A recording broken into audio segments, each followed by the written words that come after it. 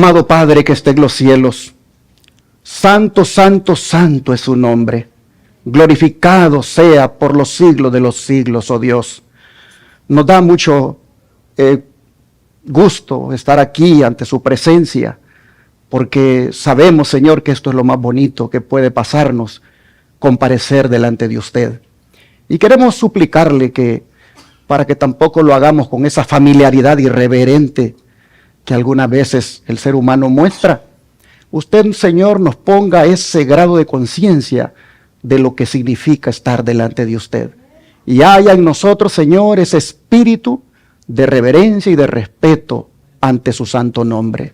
Le rogamos, Señor, que en este lugar el Espíritu Santo no se retire de nosotros, sino que se deleite en acompañarnos, porque aquí hay reverencia delante de Dios. Padre, en esta hora, usted ha mirado las manos de mis hermanos y hermanas aquí en este templo, como también ha visto allá en las casas de mis hermanos y hermanas también esas manos que se han levantado, indicándole a usted que hay cáncer, hay diabetes, hay hipertensión, hay problemas cardíacos, hay, Señor, diagnósticos con los cuales se está luchando y se está bregando.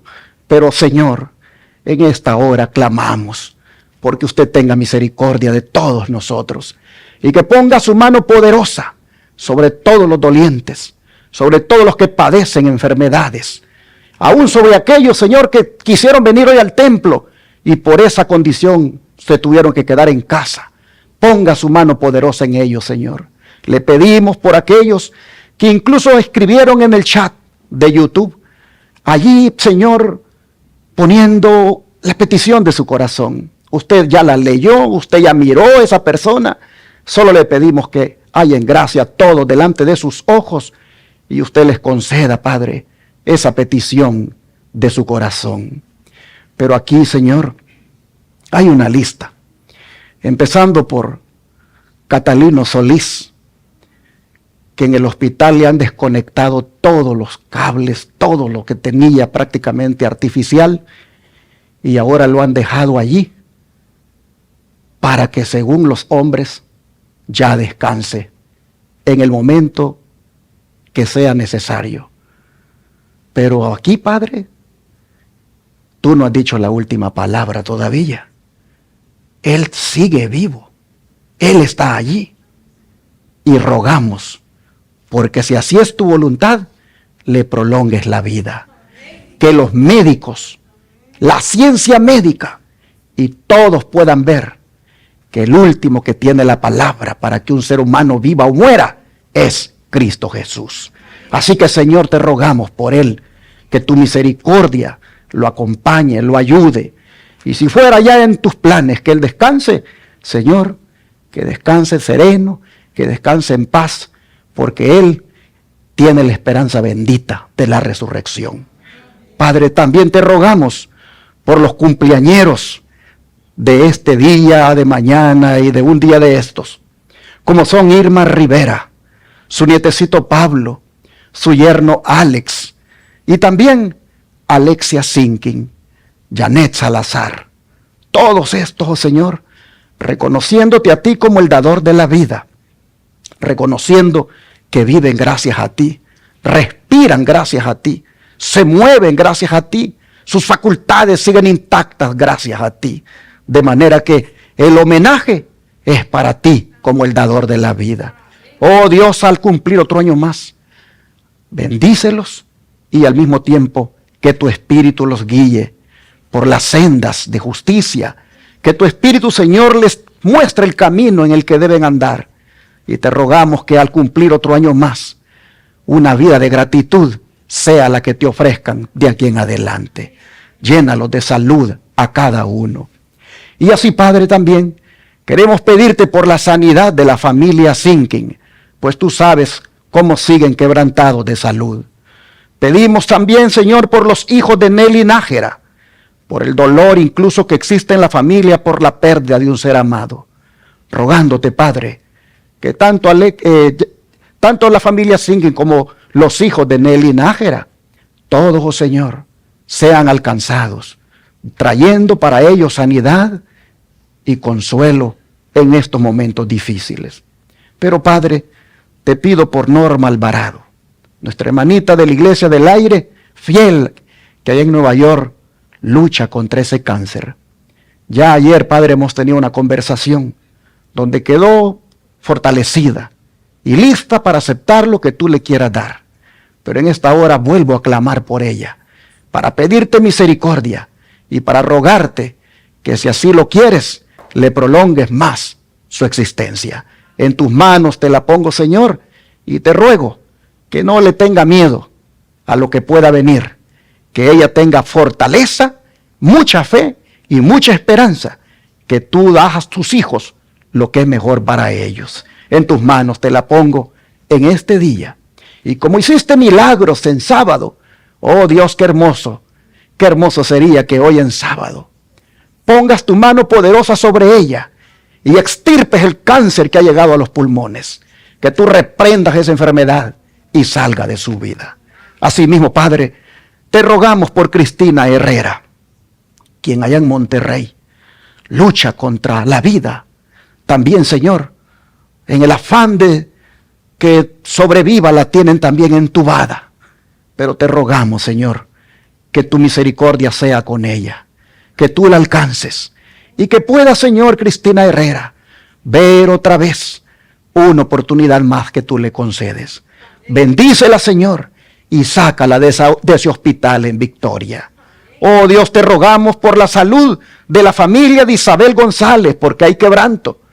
Y también te rogamos por la salud de Judith, ya que la hermana Aurora Reyes clama por esto. Así, Señor, todos estos nombres han sido presentados, como las manos de todos los que fueron levantados aquí y allá en sus casas. Todos han sido presentados.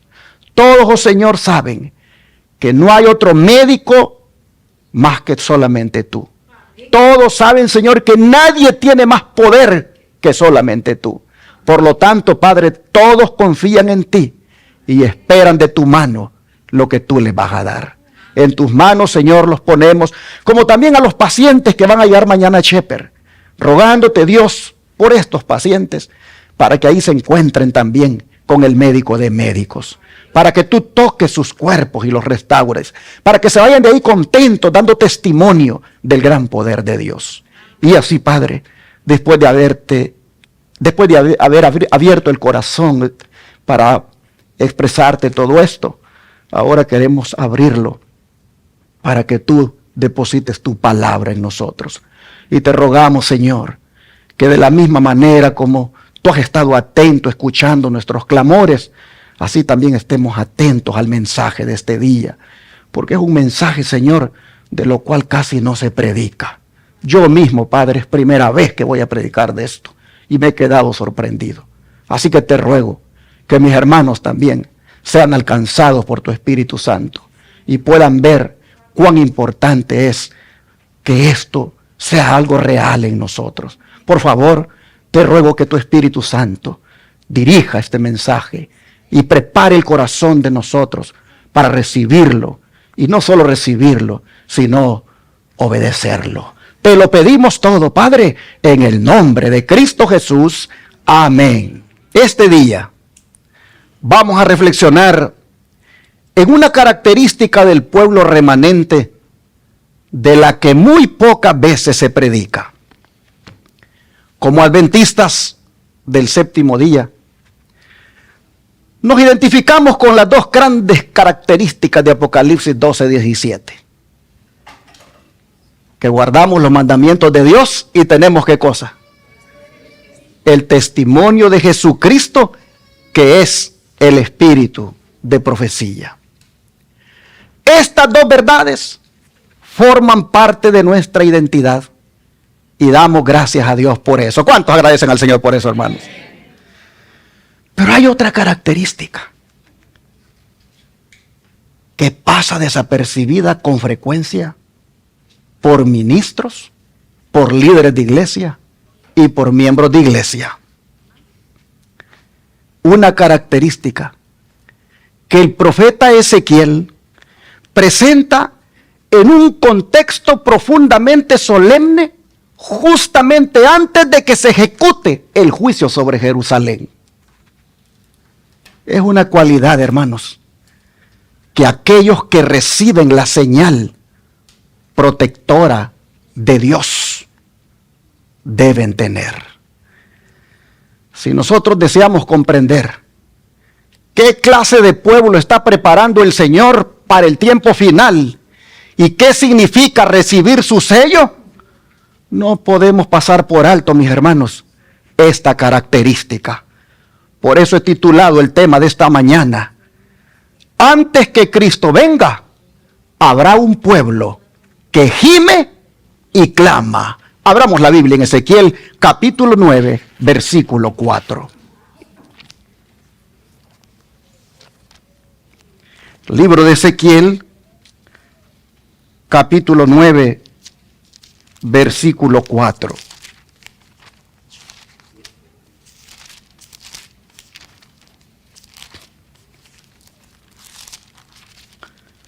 Dice la Escritura: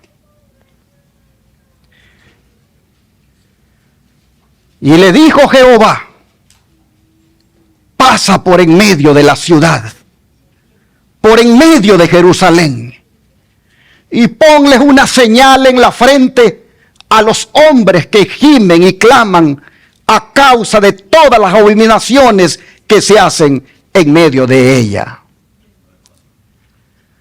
Permítanme hacer una aclaración, hermanos, antes de continuar. Esta mañana no vamos a estudiar el juicio de Ezequiel 9, ya que ese es un tema amplio y muy importante, pero que su servidor ya ha predicado de él. Quiero detenerme esta mañana únicamente en la característica del pueblo que recibe la señal de Dios. ¿Cuál es esa característica? Que gimen y ¿qué cosa? Y claman. ¿Saben que Dios pudo haber mencionado muchas características? Pudo haber dicho, marca a los que conocen más de la Biblia. Pudo haber dicho, marca a los que tienen más años en la iglesia. Pudo haber dicho, marca a los dirigentes de la iglesia. Pudo haber dicho, marca a los que ocupan puestos de responsabilidad en la iglesia. Pero el Espíritu Santo inspiró una característica muy diferente a todo eso. Marca a los que gimen. Marca a los que claman. Es decir, hermanos y hermanas, antes de hablar de sus conocimientos, de sus cargos o de sus capacidades, Dios habla del corazón de ellos.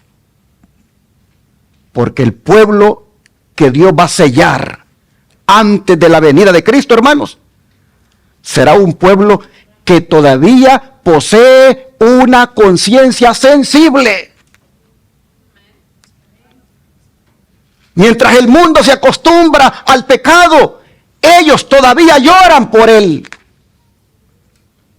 Mientras el mundo se ríe de la maldad, ellos todavía sienten el dolor que el pecado produce en el corazón de Dios. Y esto nos conduce, hermanos, a una gran verdad esta mañana. Y es que el remanente no se acostumbra al pecado. Y por eso gime. ¿Saben que hay palabras en la Biblia que pierden fuerza cuando se leen en español? Pero cuando se leen en el idioma original en el cual fueron escritas, y en este caso, el hebreo, la palabra gemir, hermanos, el verbo que se utiliza allí, describe un suspiro profundo, un gemido que nace del interior del alma. No se refiere simplemente a una expresión de tristeza pasajera. Habla de alguien cuyo corazón está tan cargado que no puede permanecer diferente. Gemir es el suspiro de quien contempla algo que sabe que ofende a Dios. Es el dolor silencioso de una conciencia que todavía está viva.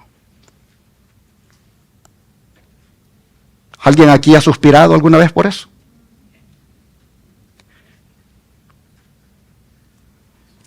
Les voy a poner un ejemplo de suspiro por el pecado, un ejemplo de gemir. Estaba en el Facebook mirando unas cosas ahí que a mí me parecen sanas, pero de repente aparece algo que no es apto para mis ojos. Y sin embargo me quedo un rato mirándolo. Y en ese momento, la conciencia me hace sentir, ha contaminado tus ojos. Y yo le hago, ahí suspiré por el pecado. Pero luego digo, Señor, ayúdame. Ahí clamé. Pero si nunca yo siento ese suspiro por esa cochinada que se apareció allí, y la vi, con toda seguridad mañana me va a aparecer otra. Y no voy a suspirar. Y voy a ver otra. Y cuando vengo a sentir, ya me acostumbré a mirar eso. Hermanos y hermanas, el pueblo que recibe la señal en Ezequiel 9 es un pueblo remanente, pero se le pone la señal porque tiene esa característica que gime y clama por las abominaciones, por los pecados que se cometen, empezando por los que ellos mismos cometen, porque no hay justo que no peque. Pero hermanos, yo le decía a mi esposa ahora en la mañana, dame un ejemplo de suspiro por el pecado. Y me hace el ejemplo ella. Y hace, otra vez. ¿Y cuándo lo has hecho? Le digo. Cuando a veces me dice, ha llegado la puesta del sol y todavía estoy haciendo cosas que debía haber hecho mucho antes. Yo le hago así. Eso es suspiro por el pecado. Gracias a Dios, le digo, que todavía suspiras por el pecado. Eso es gemir. Gracias a Dios que porque todavía gimes. Y luego, ¿qué haces? Pues le digo al Señor, perdóname, Señor. Allí clamaste. Hermanos y hermanas, estoy tocando un punto que nos pasa a todos. ¿Quién aquí no le falla al Señor en algo y siente ese suspiro que le hace otra vez? Hermanos, el primer verbo, gemir, describe el dolor interior. Pero el segundo verbo, clamar, describe el dolor que se expresa delante de Dios. El primero, hermanos, es cuando el corazón suspira. Pero el segundo es cuando los labios oran. Y el remanente de Dios, hermano, hermana, tiene esa característica. Así que no solamente es de gozarnos y deleitarnos porque tenemos las dos de Apocalipsis 12:17, hermanos. Esta de Ezequiel 9:4, esta, hermanos, es una tercera característica que debemos tener. Se trata, hermanos, de sentir el peso del pecado. Pero se trata después de llevarle también ese peso a la presencia del Señor. Hermanos, qué diferencia con la generación en que vivimos hoy. Hoy la sociedad ha aprendido a convivir con el pecado. Lo acepta, lo normaliza, lo celebra. Y en muchos casos hasta se ofende la sociedad cuando alguien le llama por su nombre. a esas cosas que se cometen. Pero el remanente de Dios, mis hermanos, nunca pierde esa sensibilidad espiritual. No porque se considere mejor que los demás, no porque adopte una actitud de superioridad espiritual, sino porque ama tanto a Dios, que todo aquello que hiere el corazón de su Señor, también hiere el suyo. Por eso, hermanos, el dolor del remanente no nace del orgullo, sino que nace del amor. Y aquí hay una diferencia que debemos comprender. Porque hay personas que lloran por las consecuencias del pecado. Pero el remanente llora porque el pecado entristece a Dios. No es lo mismo. Saúl lloró ¿cuándo? Cuando perdió el reino. David lloró porque había pecado contra Dios. Judas lloró por las consecuencias de su traición. En cambio, Pedro lloró porque había herido el corazón de su maestro. Dos lágrimas que parecían iguales, hermanos, pero que Dios conocía el motivo de cada una de esas lágrimas. Y eso es exactamente lo que Dios está mirando aquí en Ezequiel 9. Hermanos, Dios no está observando en el remanente solamente conductas externas. Él está observando sus corazones. Y Él está buscando personas cuya conciencia todavía responda a la voz del Espíritu Santo. Y esto nos lleva, hermanos, a un poderoso versículo que se encuentra en Salmo 119, versículo 136. Salmo 119, versículo 136.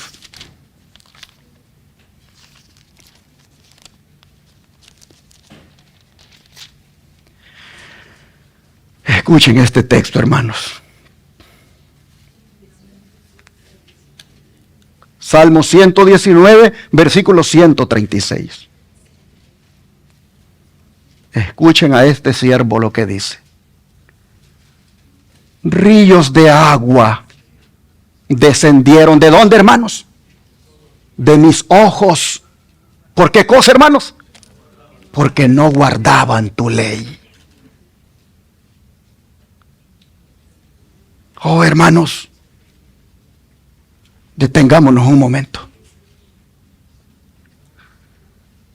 David aquí no está confesando un pecado personal. No, él no está confesando aquí un pecado personal. En este versículo, él está llorando por la condición espiritual ¿de quién? De su pueblo.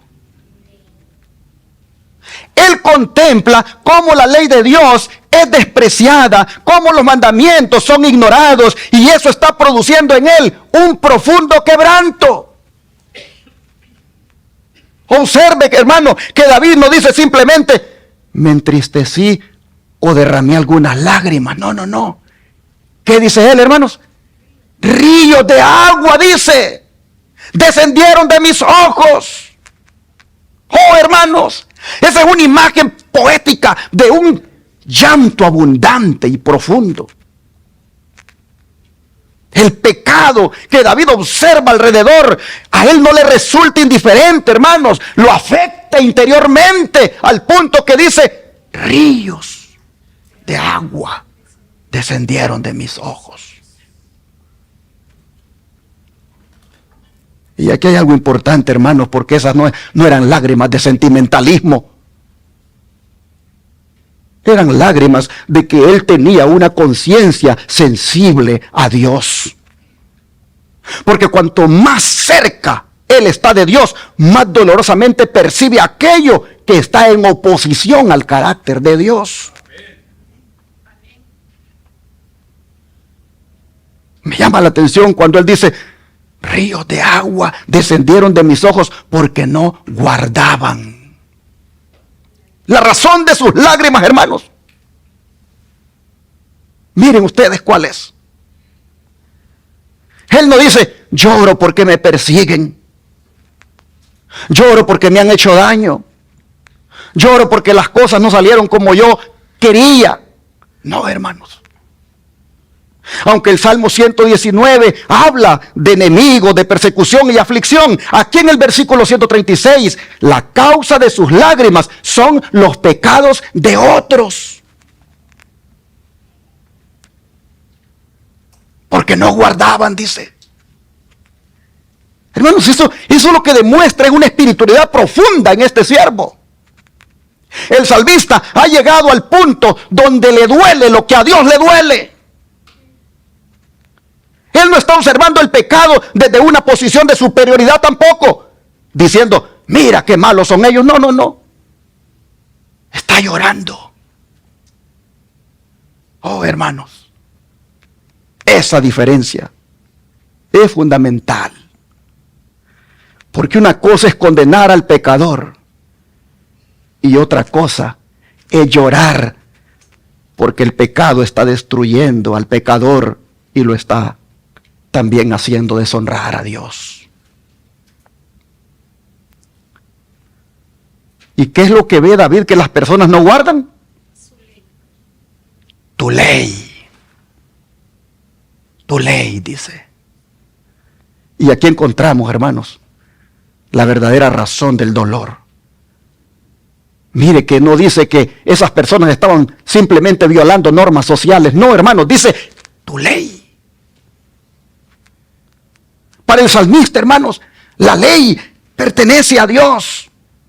Por eso, quebrantarla no es simplemente romper una regla, sino rebelarse contra la voluntad de Dios que dio esa ley. Y eso se entiende mejor, hermanos, cuando uno mira el contexto inmediato. Unos versículos antes, en el versículo 128, mire lo que él declara. Dice, por eso estimé rectos todos tus mandamientos sobre todas las cosas, y aborrecí todo camino de mentira. Y después en el 129 dice, maravillosos son tus testimonios, por tanto los ha guardado mi alma. Es decir, hermanos, porque él ama profundamente la ley de Dios, le duele también profundamente verla quebrantada. ¿No se parece él bastante al remanente de Ezequiel 9 que gime y clama? Claro, hermanos. Él y el remanente de Ezequiel 9 son personas que vivían rodeadas del pecado, pero su corazón todavía reaccionaba ante el pecado. Este es un punto crucial, hermanos. Yo les dije, primera vez que estoy predicando este tema en mi vida, y me ha hecho pensar. Hermanos, el salmista vio la transgresión, pero no se había acostumbrado a ella. Y esto tiene una aplicación poderosa para nosotros, porque vivimos en una sociedad donde se quebranta la ley de Dios. Y el peligro es acostumbrarnos tanto a ver la transgresión que finalmente deje de producirnos dolor. Pero no tenemos que hablar solamente de lo que está sucediendo allá afuera, hermanos, sino también de cosas que están pasando en la iglesia y que ya no nos inmutamos. Es decir, ya no nos sorprendemos. Ejemplos concretos, como ustedes pueden ver ahí, la pérdida de reverencia en el culto. Conversaciones innecesarias a la hora del sermón. Teléfonos todavía encendidos ahí que suenan cuando deberían de estar en silencio o apagados. Entradas y salidas constantes. Voy, vengo. Risas de repente en la tarde. ¿Por qué no podemos estar ante la presencia de Dios con la misma reverencia que estamos en la mañana. Y una actitud, hermanos, muchas veces casual durante momentos sagrados. Antes esas cosas nos preocupaban en la iglesia, pero ahora, hermanos, nos parecen, ¿qué cosa? Normales. Oh, hermanos y hermanas. Pero la siguiente, la mundanalidad convertida en normalidad. Antes la hermana, cuando se ponía la blusa, ella se aseguraba de estar bien protegida, bien cubiertita aquí adelante. Sabía que venía a presentarse delante de Dios. Pero de repente, como empezó a mirar que en la iglesia las hermanas empezaban a andar ahí con los escotes bien pronunciados, pues ella también comenzó a vestirse así. Antes el hombre tenía su mudadita allí para el día sábado cuando se presentaba ante Dios y la tenía lista. De repente ya no se preocupó por esa mudadita. Antes tenía sus zapatitos de vestir para ir al culto el hombre, pero de repente dijo, con estos jeans y con estos tenis. ¿Por qué cambió? Oh, hermanos y hermanas, el entretenimiento, la música, el lenguaje y costumbres que antes se examinaba uno preguntando, ¿glorifica esto a Dios? Antes usted le salía una ranchera o una canción romántica o una de reggaetón o el ritmo que a usted le gustaba y usted decía, yo no tengo que ver eso. Pero ahora usted las mira y se queda un buen rato viéndolas y después le viene otra y otra. ¿Qué pasó con su conciencia? ¿Qué pasó con su sensibilidad a esas cosas? ¿Qué decimos? Todo el mundo lo hace. Tuve una conversación hace como 2 semanas con alguien y le dije,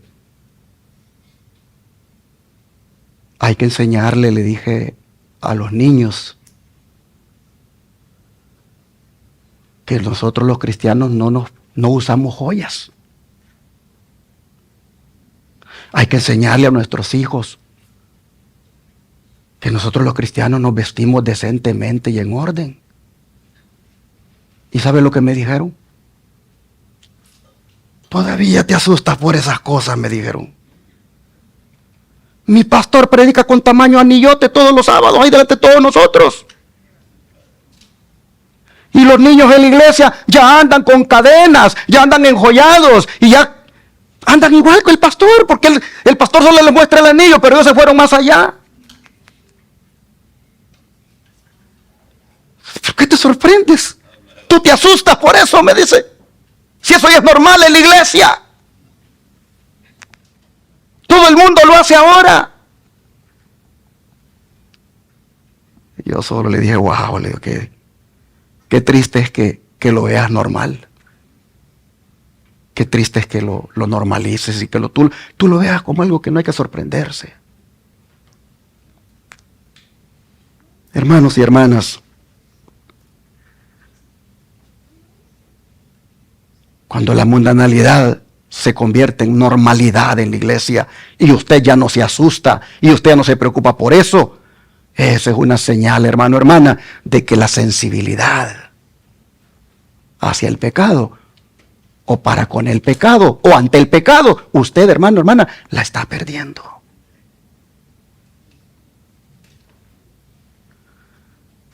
La siguiente, pérdida de santidad del sábado.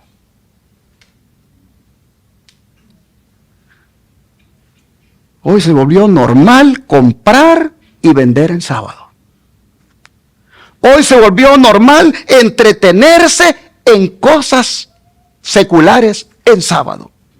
Hoy se volvió normal hablar durante las horas del sábado de asuntos seculares, convertir las horas sagradas en tiempo común. Hoy se volvió normal. Todos lo hacen. No hay que escandalizarse por eso. Oh, casi allí hemos llegado. Pero queremos recibir el sello de Dios en aquel día. No, ¿cómo puede ser eso? Queremos que se ponga la marca en la frente, la señal de que somos el pueblo de Dios. Y haciendo eso. Oh, hermanos y hermanas. El peligro de llegar a ver las cosas normales y que ya no te produzca preocupación. Eso es algo que nos debe hacer reflexionar, porque el pueblo remanente no solamente tiene la característica de que guarda los mandamientos de Dios y tiene el testimonio de Jesucristo, sino que también gime y clama por esas cosas que se están haciendo y que son desagradables delante de Dios. Pero si ya no te sorprendes, si ya no gimes ni clamas por eso, oh hermano, hermana, que tenga las otras dos señales, las dos características, de nada te va a servir, porque finalmente la señal, el sello, hermano, hermana, es lo que va a contar. Pero ¿qué de la siguiente? La falta de oración y estudio bíblico. Cristianos que pueden pasar horas consumiendo contenido digital, pero apenas unos minutos con la Biblia. Y lo más serio, no es solamente que eso esté pasando, sino que ya se hizo normal. Desde que se inventaron los smartphones, desde que surgieron las redes, yo así llevo en mi vida. Hasta el sábado yo vengo a tomar la Biblia porque voy al templo. Si es que la tomo, si no, mejor aquí la leo. Y usted dirá, pastor, deje de hablar así, deje de predicar así. Pero es que tengo que predicar así, hermanos, porque eso está pasando en el pueblo remanente. Oh, hermanos y hermanas. No podemos seguir así. ¿Y qué de la siguiente? Los pecados sexuales e inmoralidad tolerados con creciente indiferencia. Como pornografía, relaciones sexuales fuera del matrimonio, adulterio o convivencia sin matrimonio, que llegan a tratarse, hermanos, como asuntos de poca gravedad en estos tiempos, en lugar de verlos como una transgresión abierta a la ley de Dios.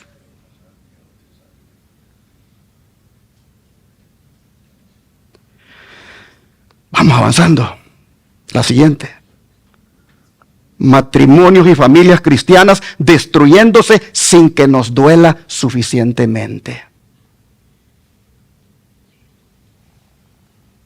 Divorcios que bien se pudieran evitar si uno va a orar con ellos cuando se da cuenta que hay problemas.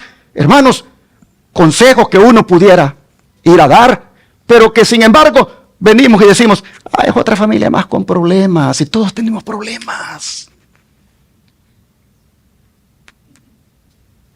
Hermanos y hermanas,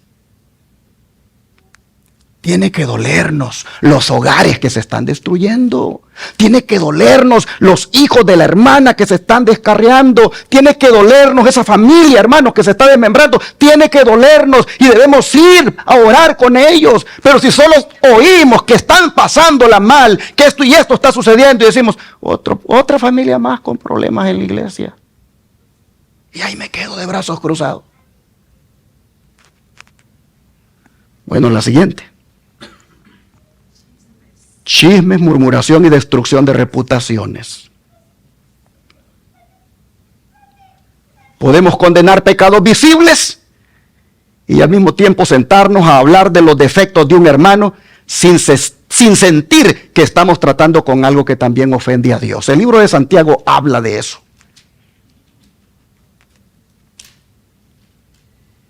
¿Qué de la siguiente? Falta de reconciliación entre hermanos. Personas que participan del culto, cantan, predican, tienen cargos, pero no se hablan con uno de la iglesia desde hace ratos. Hermanos y hermanas, Jesús le da mucho valor a la reconciliación. Y nosotros debemos estar reconciliados con Dios y con nuestros hermanos. Pero ¿qué de la siguiente? Deshonestidad tolerada entre creyentes. Mentiras, negocios dudosos, incumplimiento deliberado de compromisos o manipulación mientras se conserva externamente una profesión religiosa.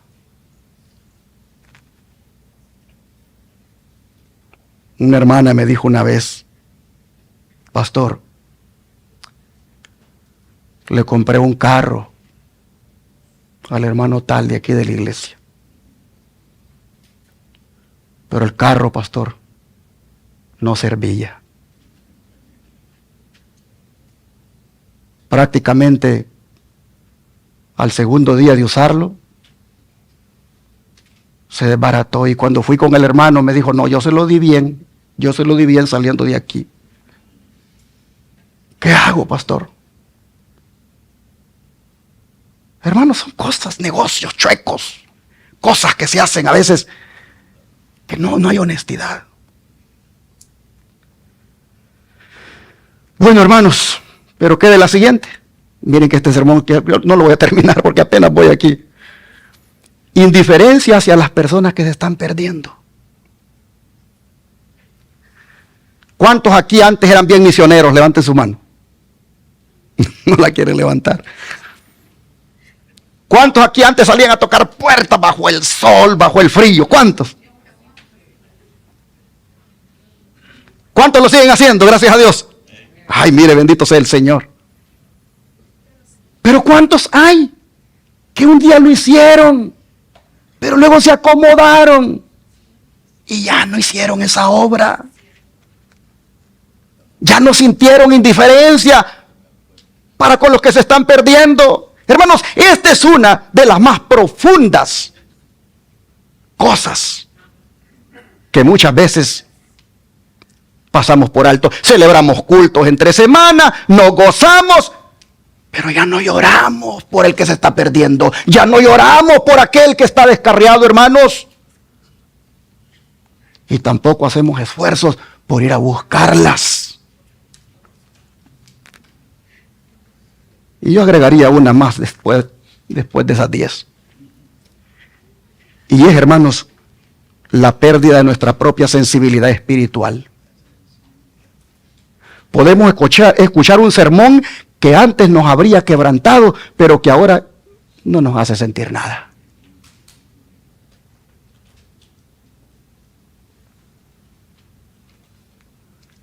Podemos leer una reprensión bíblica y pensar inmediatamente en que eso es para la hermana, para el hermano, no para mí. Oh, hermanos y hermanas, si un sermón ya no me conmueve como me hubiera conmovido en el pasado, esa es una señal de que la sensibilidad espiritual se está perdiendo.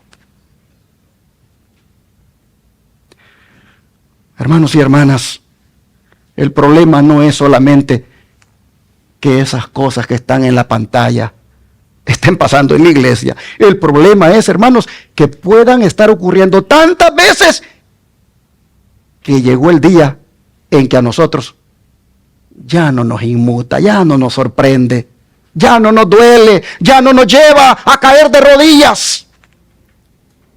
Y cuando esas cosas que entristecen a Dios, hermanos, ya a nosotros no nos entristecen, algo está sucediendo con nuestra sensibilidad espiritual. Antes escuchábamos nosotros a los compañeros de trabajo decir esas maldiciones horribles. ¿Y qué sentíamos?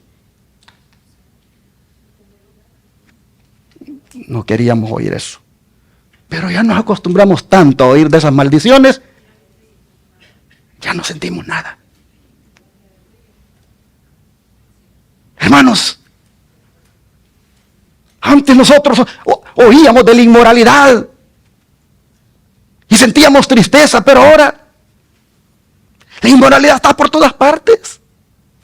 Ya no sentimos tristeza. Los hogares, hermanos, destruidos por el pecado, hoy los vemos como algo que a todo mundo le pasa. Hermanos y hermanas, y mientras nosotros nos acostumbramos a todas esas cosas que están en la pantalla, David, ¿qué decía, hermanos? Ríos de agua, dijo, descendieron de mis ojos. Es decir, hermanos, a él le dolía ver lo que el pecado estaba haciendo. ¿No fue exactamente esto mismo que lo que sintió Jesús? Vamos a Lucas 19:41. Lucas 19:41.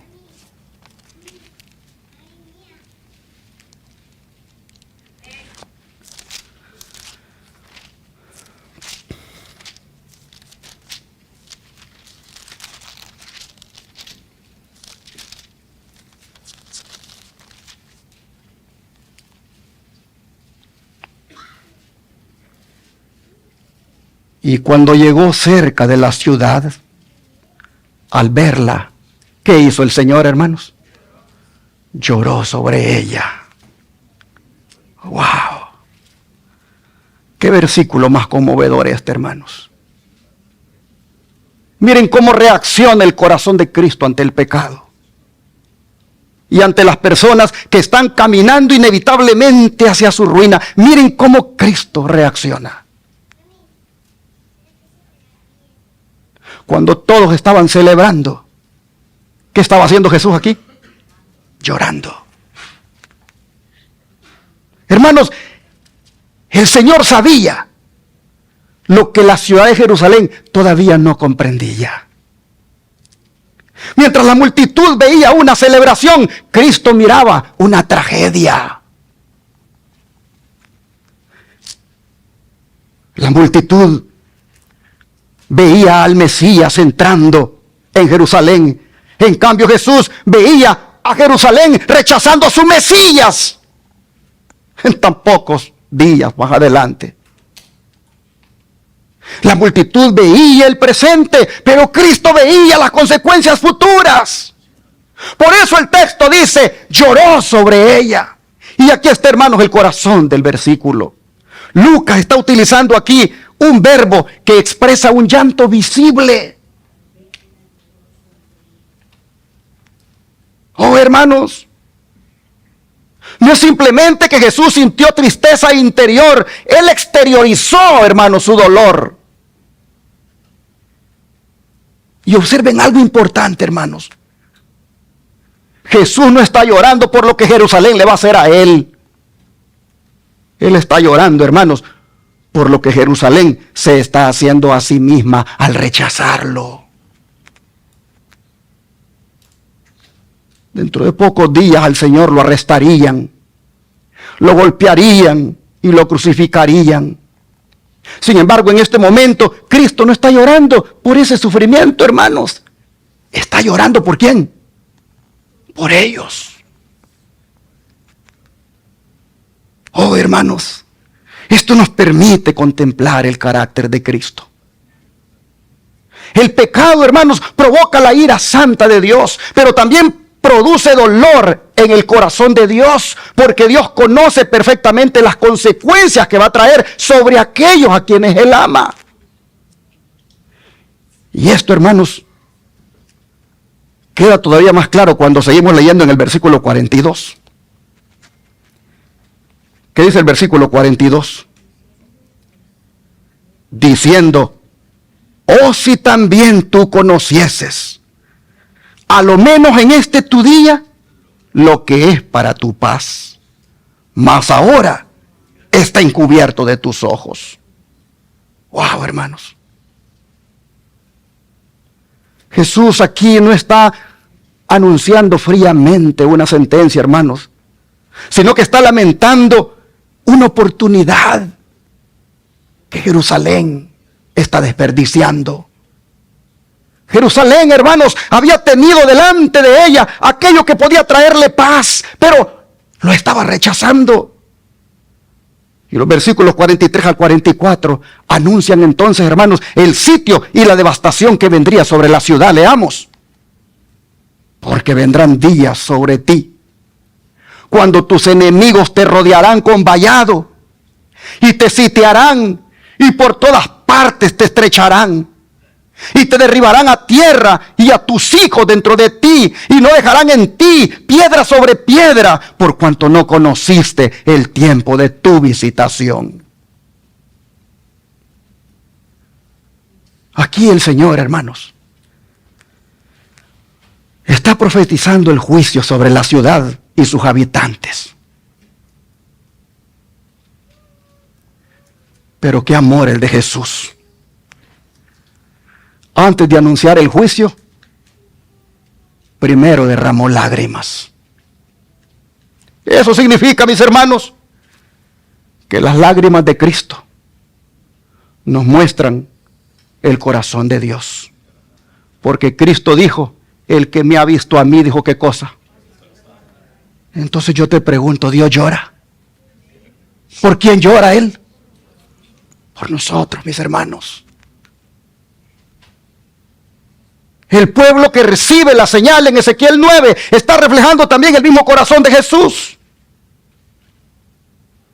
David estaba reflejando el mismo corazón de Jesús. Hermanos, no celebran el fracaso espiritual de nadie, sino que al contrario, lloran, oran e interceden. Y aquí me gustaría hacer una pregunta muy personal. ¿Cuándo fue la última vez que lloramos delante de Dios? No por nuestros problemas, sino por la condición espiritual de nuestros hijos. O nos acostumbramos tanto ya a ver en lo que andan nuestros hijos, que nunca hemos llorado y tampoco nos invita a llorar. ¿Cuándo fue la última vez, hermanos, que nos quebrantamos por un familiar que se ha alejado de los caminos de Dios? ¿Cuándo fue la última vez? ¿Cuándo fue la última vez que sentimos una carga por la frialdad espiritual de la iglesia? No para criticarla, sino para interceder por ella. Porque criticar a la iglesia es lo más fácil. Pero ¿cuándo fue la última vez que lloramos por la condición espiritual de la iglesia? Es bien fácil venir aquí a agarrar el micrófono y comenzar a tirar indirectas a la iglesia. Pero ¿cuándo fue la última vez que lloraste por esta iglesia? Que la ves imperfecta, que la ves que no está haciendo bien las cosas. ¿Cuándo fue la última vez que lloraste? Oh, hermanos y hermanas, el peligro de los últimos días no será solamente que aumente el pecado. El verdadero peligro será acostumbrarnos a él. Y cuando eso ocurre, como ya dije, la conciencia deja de estremecerse, el corazón deja de escuchar y el alma corre el riesgo de endurecerse, hermanos, sin darse cuenta. Miren lo que el don de profecía va a hacer ahorita. Y como no me han oído predicar casi por mes y medio, aguántense un poquito para oír el sermón más. Miren lo que dice el don de profecía, hermanos. ¿Cómo hace la sierva del Señor una aplicación interesante del llanto de Jesús con nosotros? Miren ustedes. Jesús lloró sobre Jerusalén por la culpabilidad y obstinación de su pueblo escogido. Pero miren, lo puse en verde, hermanos, porque a mí me impactó. Llora también ahora por la dureza de corazón de aquellos que, profesando ser sus colaboradores, se conforman con ¿qué, hermanos? A ver, díganlo en coro. ¿Se conforman con qué? Con no hacer nada. Oh, hermanos, Jesús llora por aquellos que, profesando ser sus colaboradores, se conforman con no hacer nada. Y luego vienen unas preguntas aquí. ¿Están llevando con Cristo una carga de pesadumbre y constante tristeza mezclada de lágrimas por las perversas ciudades de la tierra, los que debieran apreciar el valor de las almas? Es inminente la destrucción de estas ciudades casi completamente entregadas a la idolatría. En el gran día del ajuste final de cuentas, ¿qué respuesta podrá darse por haber descuidado el entrar en estas ciudades ahora? Hoy los testimonios, tomo 3 páginas 218. Hermanos, esta cita es muy fuerte. Es muy fuerte. Porque el don de profecía no está presentando aquí las lágrimas de Cristo simplemente como un dato de su vida. No, hermanos, sino que está presentando esas lágrimas como el modelo de sensibilidad espiritual que debe reproducirse en quienes colaboran con Él. La idea central de esta cita, hermanos, es que quien tiene el corazón de Cristo no puede contemplar indiferentemente a las personas que se pierden. Miren, ¿por qué dice que llora Jesús ahora?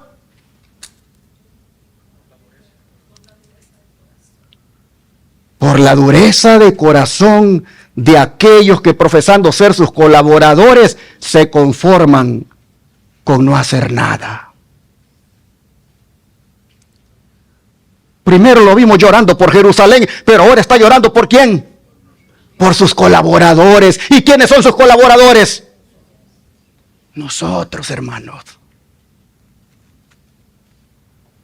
Cristo no solamente se entristece por la condición del mundo, hermanos. También se entristece cuando quienes deberían sentir una carga por el mundo han perdido esa carga. Fíjate, hermano, hermana, que la sierva del Señor no dice que estas personas hayan abandonado la fe. Dice que profesan ser ¿qué cosa? Oh, no han abandonado la fe, están en la iglesia. Se congregan los sábados. Se llaman adventistas del séptimo día. Hermanos, esto es fuerte. No está hablando aquí de personas que abandonaron la fe, de personas, hermanos, que profesan ser sus colaboradores. Es decir, hermanos, personas que se siguen identificando con Cristo, que siguen perteneciendo a la iglesia, que están involucrados en cargos, en privilegios. Pero el problema, ¿cuál es, hermanos? ¿En qué cosa que dice ahí? En se conforman con no hacer nada. Y usted va a decir, pero pastor, mire, yo soy diaconisa, yo soy diácono, yo soy responsable, yo siempre estoy aquí, yo cuido de la iglesia, así que esa cita no va conmigo. Oh, es que no está hablando en ese contexto. Está hablando en el contexto de sentir, hermanos, amor, tristeza por los perdidos, por los que están allá, hermanos, en el pecado, por los hogares que se están destruyendo, por los hijos que se están descarriando. En ese contexto está hablando, porque yo puedo ser muy buen pastor, muy responsable con el ministerio, pero si yo he perdido esa compasión, si yo ya no tengo esa sensibilidad, hermanos, caí en la categoría de los que no hacen nada. Así tengo iglesias que atender y ande para arriba y para abajo, para acá, grabando lecciones. Hermanos, está hablando en un contexto de sentir esa tristeza por el pecador. Mire que no son los que están atacando la verdad, ni son los que están practicando abiertamente el mal. Es los que se han vuelto, hermanos, indiferentes.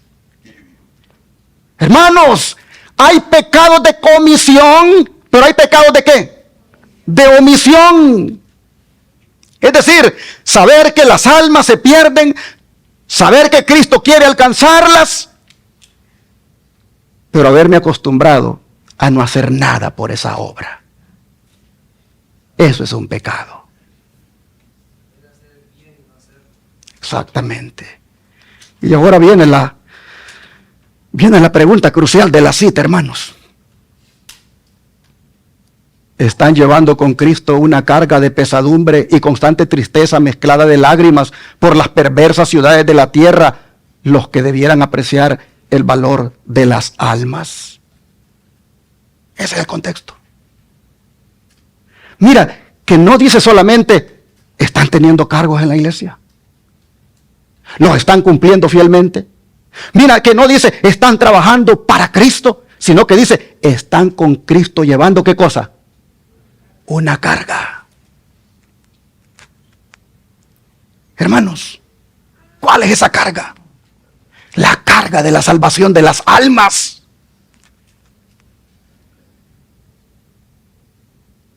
Hermanos, la carga de la salvación de las almas primero está en el corazón de Cristo, pero nosotros debemos también llevar ¿qué cosa? Esa carga. Nosotros también la debemos compartir con Él. Aquí, hermanos, el discipulado alcanza una dimensión profunda. Porque prácticamente nos está enseñando esta declaración que seguir a Cristo no significa solamente creer lo que Él enseña, sino que significa llegar a sentir lo que Él siente. Habla de una carga. Y las palabras son intensas, hermanos. Miren ustedes, pesadumbre, dice, constante tristeza, lágrimas. Hermanos, no está describiendo ahí fanatismo, ni una tristeza enfermiza permanente. Está describiendo, hermanos, una sensibilidad espiritual. Es exactamente lo contrario de la indiferencia. Y esto conecta con Ezequiel 9:4, el versículo que leímos al principio. Porque aquellos que gimen y claman allí, hermanos, son personas que no han perdido la capacidad espiritual de dolerse por aquello que deshonra a Dios y destruye a las personas, empezando por lo que ellos hacen y que le ofende a Dios y saben que los destruye a ellos. Gemir y clamar, hermanos, significa que el pecado todavía nos duele. Tanto el que cometemos a veces como el que comete la gente. Gemir y clamar significa, hermanos, que eso nos duele porque estamos cerca de Cristo y compartimos su carga. Pero ¿por quién dice la cita que deberíamos llorar con pesar y tristeza, hermanos? Por las perversas ciudades de la tierra. Y aquí aparece algo muy interesante. Porque ¿cómo le llama a las ciudades? Perversas. Pero Cristo todavía tiene interés en ellas.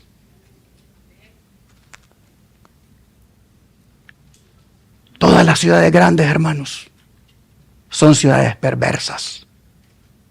Houston es una ciudad perversa. Pero Cristo llora por Houston. No dijeron amén. ¿No creen que Cristo llora por la ciudad de Houston?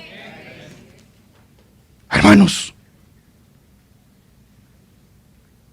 son llamadas perversas, pero Cristo todavía tiene interés en ellas. Y esto evita, hermanos, dos extremos. Número uno, que no minimizamos la perversidad de la sociedad, la llamamos por su nombre, pero tampoco utilizamos la perversidad de la sociedad como excusa para abandonarla. Miren, hermanos, a nosotros nos saldría mejor, entre comillas, no estar pagando esos miles de dólares por esos canales de televisión. Y mejor con ese dinero, construirnos un bonito templo, tener un templo propio. Porque esos miles de dólares que ya se dieron en estos años por ese canal, si los tuviéramos en el banco, tuviéramos dinero, hermanos, para haber ya construido un templo, o por lo menos para entrar de lleno a la construcción de un templo. Pero ¿por qué este ministerio ha elegido como prioridad uno la predicación del Evangelio? Porque hay que amonestar a las ciudades. Hay que amonestar a las ciudades antes que sea demasiado tarde. Miren hoy, en Corpus Christi pueden encontrar el canal, en Piedras Negras, en Eagle Pass, en Lake Charles, en Bowman, en College Station, en San Antonio, en Austin, en Dallas, en Houston. Cualquiera puede andar ahí, hermanos, buscando el canal. Es posible que algunos digan, pero pastor, ya no se mira en el área donde yo lo tenía. Bueno, pero se está viendo en otras áreas. A lo mejor usted ya fue evangelizado bastante, pero hay otros que no. Y aquellos que donde bien se mira, esos están recibiendo el mensaje ahora. Hermanos, ¿por qué lo hacemos? Porque como ministerio compartimos la carga del Salvador. Compartimos la carga de nuestro Señor, que es, mis hermanos, amonestar a las ciudades. Así que no debemos decir solamente qué terrible está el mundo y no hacer nada por el mundo. Este ministerio dice qué terrible está el mundo, pero amonesta al mundo con el mensaje de los tres ángeles. Porque así, hermanos, el Señor nos ha llamado a hacer. Nosotros debemos de decirle a Cristo, ¿qué más puedo hacer, Señor, para despertar a la gente que vive en las tinieblas? Para que salga de esa oscuridad y conozcan de ti. ¿Qué más puedo hacer? Hermanos y hermanas,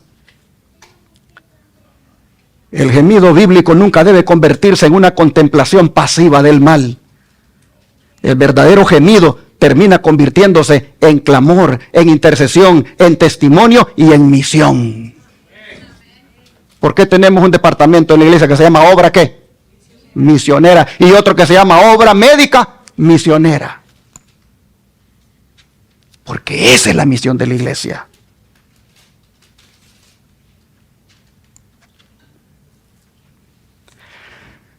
Hermanos y hermanas, dice que en la parte final de la cita, dice que todo esto que he mencionado es lo que se espera de los que debieran apreciar el valor de las almas. Y aquí el espíritu de profecía, hermanos, llegó a la raíz del asunto.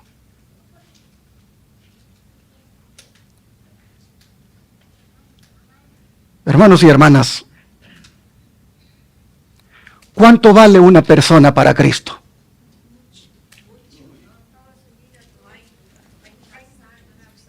Vale su vida, hermanos. Vale su vida. Pero es que no nos debe dar pesar, hermanos, ser dadivosos con la obra de Dios. No nos debe dar pesar ser generosos, ser fieles con los diezmos, pero también ser generosos con las ofrendas. No nos debe dar pesar, hermanos, porque con eso estamos llegando a corazones que usted no le abrirían la puerta si los va a visitar porque no lo conocen, pero el televisor entra allí. Hermanos, el Calvario dice cuánto vale una persona para Dios. El Calvario dice cuánto vale usted para Dios. Si nosotros queremos saber cuánto vale un alma, hermanos, no hay que mirar su condición presente, sino que hay que mirar el precio que Cristo estuvo dispuesto a pagar por ella. Hermanos y hermanas, una persona puede estar hundida en el pecado, puede estar hundida en las adicciones, en la inmoralidad, en la incredulidad, pero eso no disminuye el precio que Cristo pagó por ella. Por eso, hermanos, cuando nosotros comprendemos el valor de la cruz, es cuando comenzamos a comprender el valor de un alma delante de Dios. Y cuando comprendemos el valor de un alma, hermanos, la indiferencia comienza a resultarnos incompatibles con el cristianismo y nos ponemos a servir, nos ponemos a trabajar. Ahora, hermanos, pongámosle atención a la parte profética de la cita. Es inminente la destrucción de estas ciudades casi completamente entregadas a la idolatría. En el gran día del ajuste final de cuentas, ¿qué respuesta podrá darse por haber descuidado el entrar en estas ciudades ahora? Hermanos, el don profético está aquí introduciendo algo de urgencia. Hay algo que viene, dice la cita. Por lo tanto, hay algo que debe hacerse ahora. Y esto, hermanos, armoniza con nuestro texto base de Ezequiel 9, porque el gemir y clamar allí ocurre precisamente antes de la ejecución del juicio sobre Jerusalén. Hermanos y hermanas, el pueblo señalado por Dios comprende la gravedad del momento en que vive y no se duerme espiritualmente. El pueblo remanente no dice: siempre ha sido pecado, siempre ha habido problemas, el mundo siempre ha sido así. No, al contrario, el pueblo remanente mira la urgencia que hay de predicar el mensaje. Pero la pregunta con la que termina la cita, hermanos, pone a prueba nuestro corazón, pues dice que en el gran día del ajuste final de cuentas, ¿qué respuesta podrá darse por haber descuidado el entrar en estas ciudades ahora? Es decir, hermanos, la pregunta no es ahora qué hicieron ellos, sino qué hicimos nosotros ahora. Y esto es profundo, porque en el juicio, hermanos, no solamente va a quedar manifestada la condición del mundo, también va a quedar manifestada la fidelidad de quienes recibieron la luz compartida. ¿Cuántos de ustedes creen que nosotros tenemos un mensaje precioso, hermanos? Mensaje que el Señor nos dio el privilegio de conocer, pero que ahora no debemos quedarnos con él. Tenemos que cargar, tenemos que sentir la carga que Cristo siente por los que no lo tienen y ver cómo se los hacemos llegar. Hermanos y hermanas, nosotros no somos responsables de convertir a todo el mundo. Eso le corresponde al Espíritu Santo. Pero sí somos responsables de lo que hacemos con la luz que el Señor nos ha dado. Sí somos responsables con las oportunidades, con los dones y la influencia que Dios ha puesto en nuestras manos. ¿Y cuándo dice que nos descuidamos de entrar a las ciudades, hermanos? ¿Cuándo? ¿Cuándo? Ahora. No mañana, hermanos. No cuando las condiciones sean mejores. No cuando tengamos más recursos. No cuando desaparezcan los problemas. ¿Dice cuándo, hermanos? Ahora. Y observen, hermanos, que el pecado que aparece al final vuelve a ser el pecado de la omisión. Haber descuidado. No dice haber perseguido, ni dice haber destruido, ni dice haber combatido. Dice simplemente haber descuidado la obra.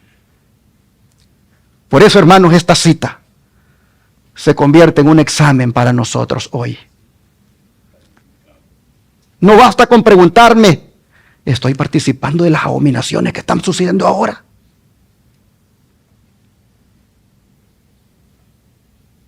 Ezequiel 9:4 me ha dicho, ¿todavía te duelen esas cosas que están pasando ahora? Estábamos allá por adelante de Colorado, arriba de Denver, en una ciudad. Y entonces dijimos, vamos a la iglesia. Y fuimos a la iglesia. Llegó la hora del repaso de la lección. Y en esos días estaba la iglesia del Israel moderno debatiendo si qué vamos a hacer con lo que hay.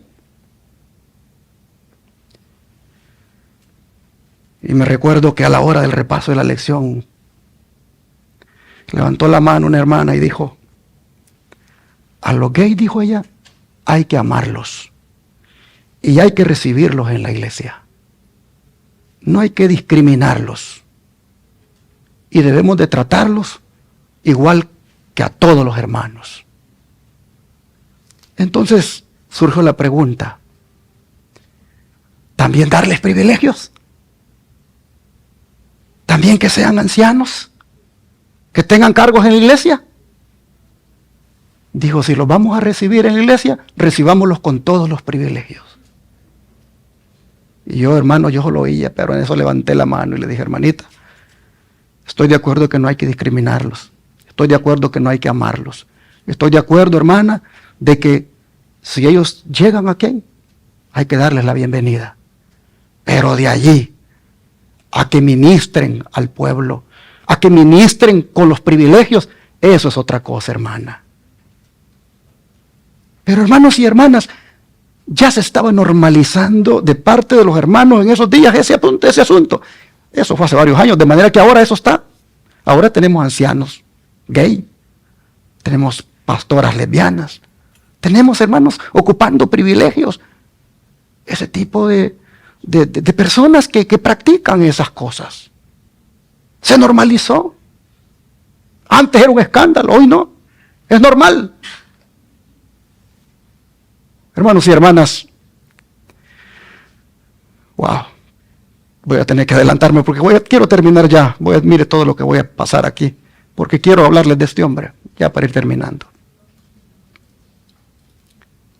Hermanos, cuando nosotros pensamos en Lot, ¿qué pensamos de él?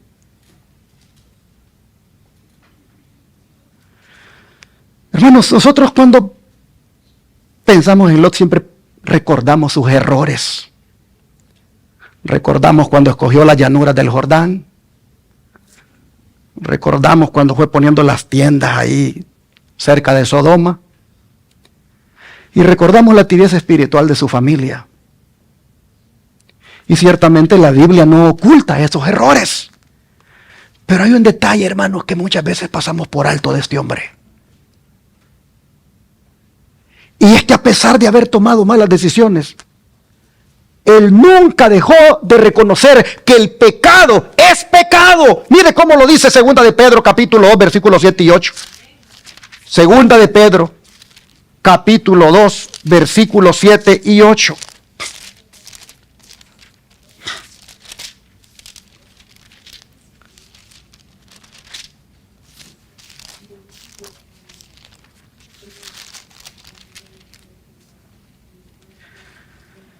Dice, 2 de Pedro, capítulo 2, versículos 7 y 8. ¿Y libró a quién, hermanos?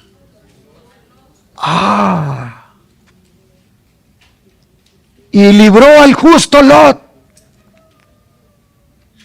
afligido o abrumado por la nefanda conducta de quiénes, hermanos, de los malvados. Versículo 8. Porque este justo que moraba entre ellos afligía cada día su alma justa, viendo y oyendo los hechos inicuos de ellos. ¡Wow! Detengámonos un momento, hermanos. La Biblia dice que Lot afligía cada cuánto su alma. Cada día.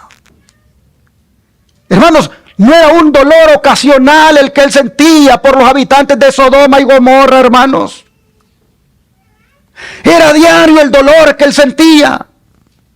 Cada amanecer, cada conversación, hermanos, a él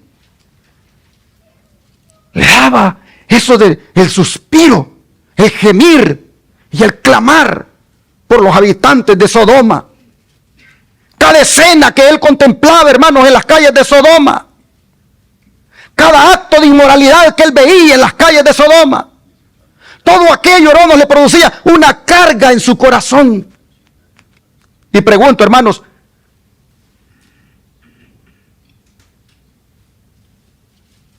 ¿por qué sufría Lot? ¿Acaso era porque él nunca había cometido errores? Él era consciente de sus errores. Sufría él porque se consideraba superior a los habitantes de Sodoma y decía, wow, mira esto es lo que hacen. No, hermanos. Él sufría porque todavía distinguía, hermanos, entre lo santo y lo profano. Y él miraba a sus hijas, miraba a sus yernos, miraba a su mujer, él miraba a su familia. Hermanos, Lot sufría porque distinguía bien entre las cosas de Dios como deben ser y las cosas del mundo. Él tenía una voz en la conciencia que le decía, eso no agrada a Dios, Lot. Y esa diferencia, hermanos, era enorme. Los habitantes de Sodoma, hermanos, ya no se avergonzaban de su pecado. Ellos lo practicaban abiertamente. Ellos lo defendían, lo celebraban. Lo habían convertido en parte de su cultura. Pero Lot dice que aunque vivía en medio de ellos, no se había acostumbrado a eso.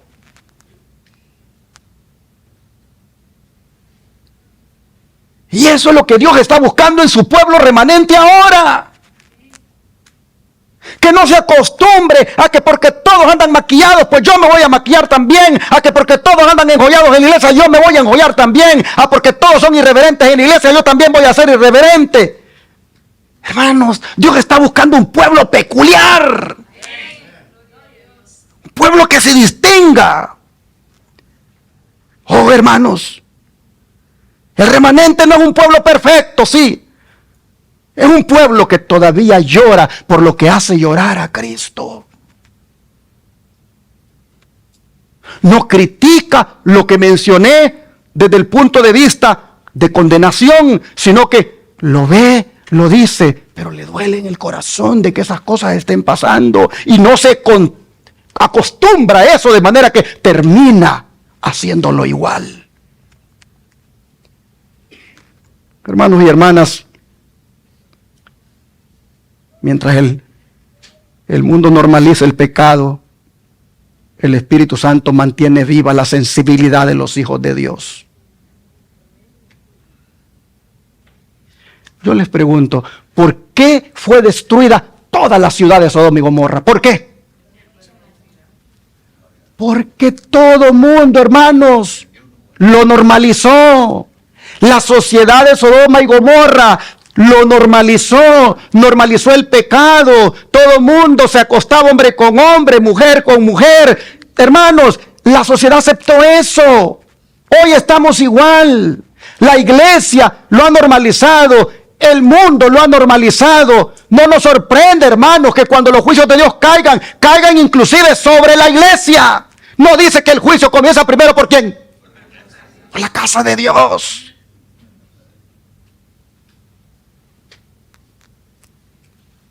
Toda la sociedad, hermanos, se perdió porque normalizó la sodomía.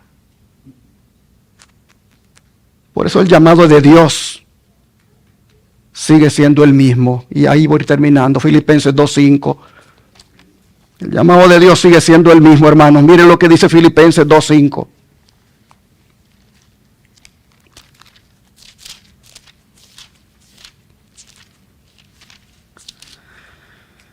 Dice así: haya pues en vosotros este sentir que hubo también ¿en quién? En Cristo Jesús. Ese sentir, hermanos, ese sentir fue el que hizo llorar a David. Ese sentir fue el que hizo, hermanos, llorar a David, porque miró cómo quebrantaban la ley de Dios.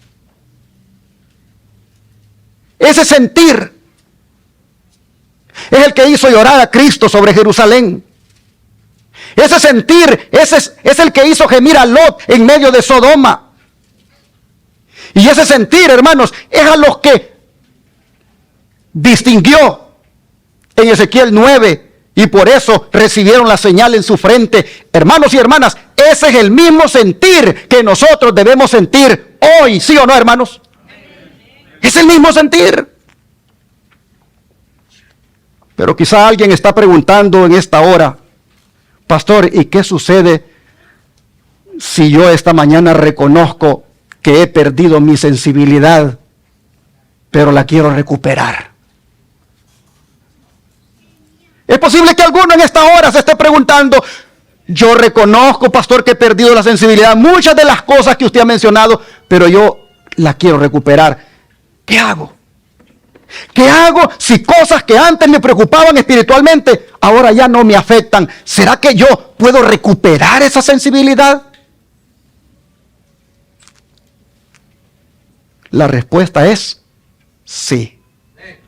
El Espíritu Santo, hermanos, puede volver a sensibilizar el corazón de aquel que ya se ha acostumbrado.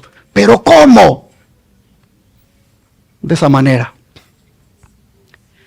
contemplando más a Dios, porque su santidad despierta nuestra conciencia, de manera que no necesitamos contemplar más al pecado, sino contemplar más a Dios. Pero también dejando de alimentar aquello que nos insensibiliza.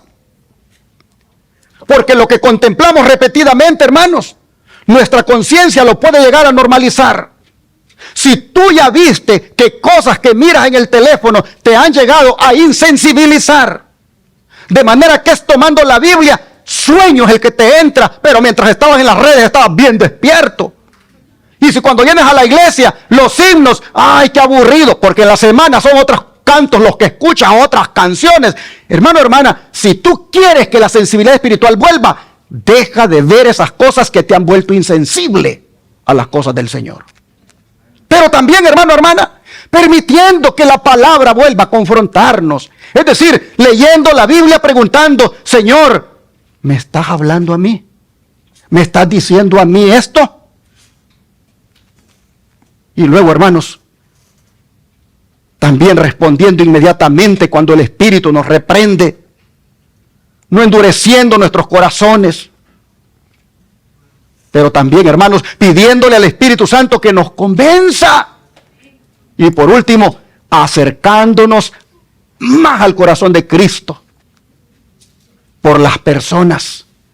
Es decir, hermanos, pidiéndole a Dios que nos ayude no solo a odiar el pecado, sino a amar las personas que está destruyendo el pecado. Porque, hermanos y hermanas, antes de que Cristo venga, ¿qué cosa? Habrá un pueblo que no solo va a guardar los mandamientos de Dios, sino que va a tener el mismo sentir que hubo en Cristo Jesús. Es decir, un pueblo, ¿qué cosa? Que gime y clama por las abominaciones que se cometen en la tierra. Hermano, hermana, déjame concluir este mensaje permitiendo dejar en tu mente estas preguntas. ¿Hay en tu corazón el mismo sentir que hubo en Cristo Jesús? ¿Todavía te duele el pecado comenzando por el tuyo? ¿Todavía lloras por las almas que se pierden? ¿Todavía te aflige ver cómo el nombre de Dios es deshonrado como le afligía a Lot? ¿O poco a poco, hermano, hermana, te has ido acostumbrando a aquello que antes entristecía tu corazón? Quiero decirte, hermano, hermana, en esta hora, que el Espíritu Santo puede devolverte esa sensibilidad espiritual que has perdido. El Espíritu Santo puede darte ahora, hermano, hermana, un corazón que ame lo que Cristo ama y que le duela lo que a Cristo le duele. Si ese es el deseo de tu corazón, hermano,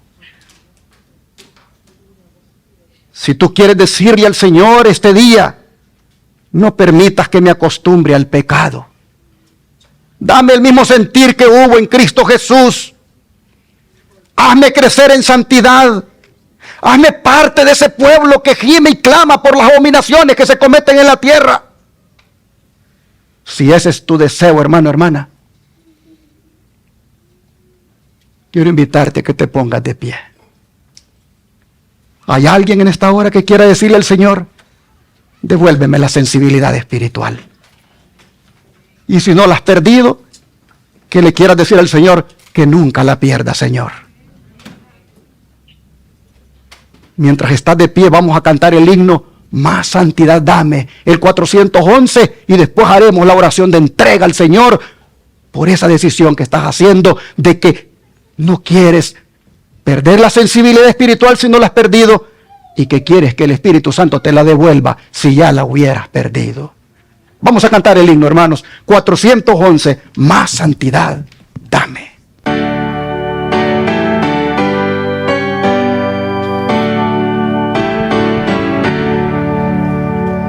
Más santidad dame, más odio al mal, más calma en las penas, más alto ideal, más fe en el Maestro, más consagración, más el servirle, más de la oración, más prudente hazme, más sabio en él, más firme en su causa, más fuerte y más fiel, más recto en la vida, más triste al pecar, más humilde hijo, más pronto en amar. Más pureza dame, más fuerza en Jesús, más de su dominio, más paz en la cruz, más rica esperanza, más obras aquí, más ansia del cielo, más gozo allí. ¿Cuántos quieren eso, hermanos? Hemos cantado, hermanos, una oración prácticamente. Ahora vamos a presentarla delante del trono de Dios. Y vamos a pedirle al Señor que haga realidad en nuestra vida lo que nuestros labios acaban de cantar. Arrodíllense, hermanos, vamos a orar. Oh Dios Todopoderoso. Esta tercera característica del pueblo remanente hacía falta agitarla fuertemente, porque es escasa en estos tiempos en los púlpitos. Pero en tu misericordia quisiste que hoy reflexionáramos en esto. Y hoy vemos, Padre, cuán peligroso es caer en aceptar las cosas como normales y acostumbrarnos tanto a lo que pasa al punto de que ya no sentimos nada y más bien hasta las practicamos o nos reímos a veces de algunas cosas. Pero Dios, hoy estamos viendo que la señal sobre la frente no es puesta sobre cualquiera, no es puesta sobre el que dice yo llevo tantos años acá y por lo tanto me lo merezco. Vemos, Señor, que esa señal se pone solo sobre los que gimen y claman. Oh Dios, sobre los que no han perdido la sensibilidad hacia el pecado, sobre los que todavía sienten que les duele cuando fallan, que les duele cuando pecan y que les duele también cuando otros pecan. Señor, en esta hora te rogamos que cambies nuestro corazón y que nos dejes un corazón sensible, un corazón que le duela lo que a ti te duele y un corazón que ame lo que tú amas. Danos, oh Señor, un corazón que sienta odio hacia el pecado, pero mucho amor por el pecador. Danos un corazón, Señor, que todavía le duele cuando de repente mira algo que no debió ver, que todavía le duele cuando de repente escuchó algo que no debió escuchar, que todavía le duele cuando le salió una palabra de la boca que no debió haberle salido, cuando todavía le duele porque viene un pensamiento que no debió haber venido. Señor, danos por favor esa cualidad, esa característica, porque queremos, oh Padre, ser sellados. Queremos recibir la señal en nuestra frente. Queremos, oh Señor, ser identificados como el pueblo que gime y clama. Padre, te pedimos que de ahora en adelante seamos más sensibles a las cosas que a ti te desagradan, pero que ya en la iglesia se volvieron normales. Señor, te rogamos que nos des más sensibilidad por aquellas almas que se pierden y que vuelva el amor, Señor, hacia la predicación, hacia compartir el evangelio. Vuelve el amor a brotar en nosotros. Señor, rogamos porque este día, como pueblo remanente, seamos un pueblo sensible, un pueblo que llora como Cristo lloró, que siente el dolor que Cristo sintió, que seamos, Señor, un pueblo que gime y clama para que cuando tú vengas en gloria podamos entonces estar preparados e irnos contigo. Gracias, Padre, lo pedimos en el nombre de Jesús. Amén.